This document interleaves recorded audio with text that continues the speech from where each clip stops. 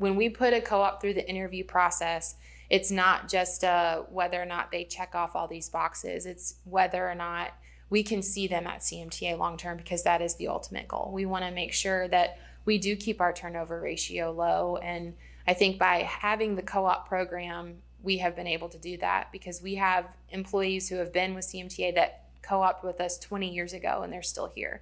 When I first joined, I could tell that this company was a lot different than others. It was very family oriented. I didn't see a lot of people leaving. I saw everybody wanting to stay. I asked around, how long has everybody been here? And they've said just a long time. And I saw how much everybody cared for the company and cared about what they do.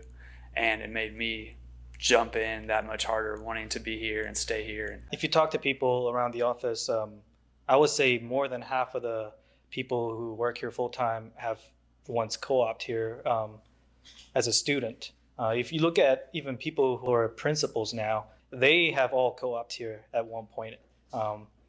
And for most of them, this is the only company that they work for, which says a lot, because, why would you ever leave this company when they treat you so good?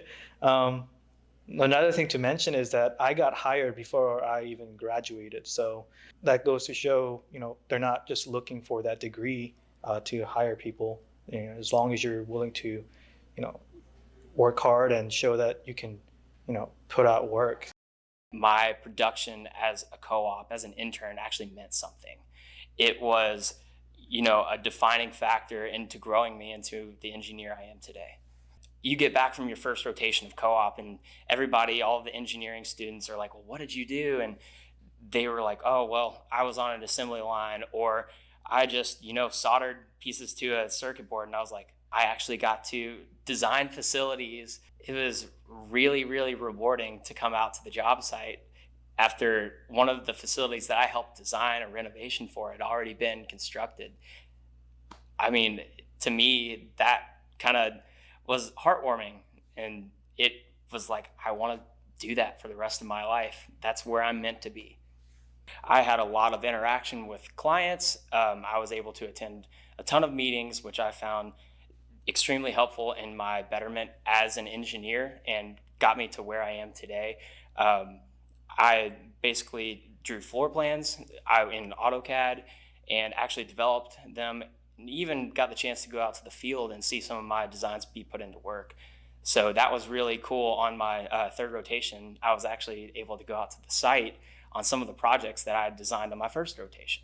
So it was really, really fulfilling to see that be put into action and know that my designs were actually affecting our society. The thing is, there's always something to learn from everybody that you come into contact with the CMTA. Kevin has been an excellent leader. He has really taken me under his wing and developed me into basically from the co-op stage to now being independent in some ways, to where he's letting me manage some projects. And so the leadership aspect of CMTA is really what helps define us.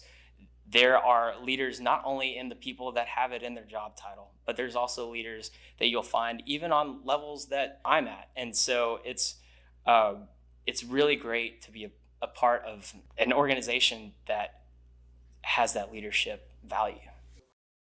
I do feel like we're making a difference. I feel like, again, we're helping propel society and the world into a future where we've got better buildings, and those better buildings help support every aspect of society.